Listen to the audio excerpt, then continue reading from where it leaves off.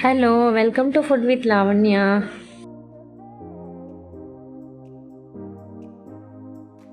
ఈరోజు ఒక డిఫరెంట్ రెసిపీతో మీ ముందుకు వచ్చేసాను.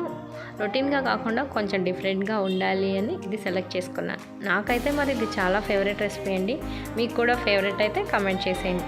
మరి ఏంటి అంటే ఆ రెసిపీ వచ్చేసి దోసకాయ రొయ్యలు.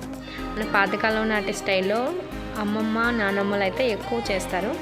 నాకైతే ఇది చాలా ఫేవరెట్ అండి. సో దీనికోసం నేను పెద్ద సైజు దోసకాయను ఒకటి తీసుకుని ముందుగా ముక్కలు కట్ చేసి పక్కన పెట్టుకుంటున్నాను. సో ఫస్ట్ స్టవ్ ఆన్ చేసి ప్యాన్ స్టవ్ పైన పెట్టి ఒక 3 టేబుల్ స్పూన్స్ ఆయిల్ అనేది యాడ్ చేస్తున్నాను. సో ఈ ఆయిల్ అనేది మనకి హీట్ ఎక్కిన తర్వాత కొంచెం బిర్యానీ ఆకు, స్టార్ పువ్వు, ఇలా బిర్యానీ స్పైసెస్ యాడ్ చేయడం వల్ల మనకి కర్రీకి మంచి మసాలా ఫ్లేవర్ అనేది యాడ్ అవుతుంది. సో అవి ఫ్రై అయిన తర్వాత నేను ఒక పెద్ద సైజ్ ఆనియన్, ఒక 2 చిల్లీస్ కట్ చేసి పెట్టుకున్నాను. సో వాటిని బాగా ఆయిల్లో వేసి ఫ్రై చేస్తున్నాను. సో ఇవి త్వరగా మగ్గడం కోసం మనం చిటికెడు పసుపు, ఒక 1/2 టేబుల్ స్పూన్ సాల్ట్ అనేది యాడ్ చేసి బాగా ఫ్రై చేస్తున్నాను. సో ఇది మనకి బ్రౌన్ కలర్ వచ్చిన తర్వాత, అంటే ఆల్మోస్ట్ ఫ్రై అయింది అన్న టైంలో మాత్రమే అల్లం పేస్ట్ అనేది యాడ్ చేయండి. లేకపోతే ఉల్లిపాయ అనేది ఏగదు. మనం ఎప్పుడైనా జింజర్ పేస్ట్ వేస్తే అడుగు పట్టేసి ఉల్లిపాయ ఏగదు, ఉల్లిపాయ మాడిపోతుంది. అందుకని అది ఫ్రై అయింది అన్న టైంలోనే మనం జింజర్ గార్లిక్ పేస్ట్ అనేది వేస్తాము. ఈ గార్లిక్ పేస్ట్ జింజర్ కూడా త్వరగా అడుగు పట్టేస్తుంది కాబట్టి సిమ్లో పెట్టి గోల్డెన్ బ్రౌన్ కలర్ వచ్చేంత వరకు ఫ్రై చేయండి. సో ఈ కలర్ వచ్చిన తర్వాత మాత్రమే మనం ముందుగా క్లీన్ చేసి పక్కన పెట్టుకుని ఒక 1/2 కేజీ రొయ్యల్ని వేసి నేను బాగా కలుపుతున్నాను. సో వీటిని బాగా ఆయిల్లో మగ్గనిస్తేనే మనకి టేస్ట్ అనేది బాగుంటుంది. సో కాసేపు ఆయిల్లో మగ్గనిచ్చిన తర్వాత మనం దీనిపైన ప్లేట్ పెట్టేసి కాసేపు ఉడకనిస్తే దానిలో నుంచి వచ్చిన నాన్ వెజ్ వాటర్ అనేవి మొత్తం దగ్గరకు వచ్చేస్తాయి. ఈ కన్సిస్టెన్సీ వచ్చినాక మాత్రమే మనం దోసకాయలు అనేది రొయ్యలోనికి యాడ్ చేయాలి. ఈ దోసకాయ ఉడకడానికి కూడా చాలా టైం టేకింగ్ అండి, చాలా టైం పడుతుంది.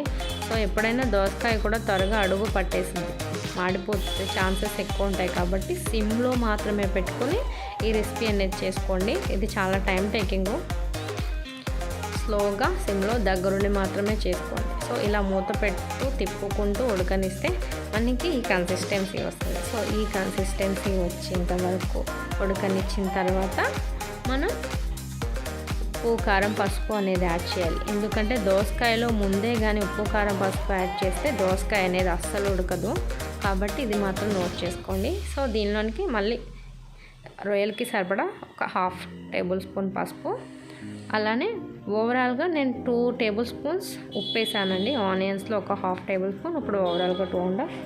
అలానే చిల్లీ పౌడర్ వచ్చేసి 2 టేబుల్ స్పూన్స్ వేసాను. ఆల్రెడీ మనం జింజర్ గార్లిక్ యాడ్ చేసాము, ఇంకా 2 మిర్చీస్ కూడా తీసుకున్నాము కాబట్టి ఓవరాల్గా ఈ స్పైసీ అనేది సరిపోతుంది.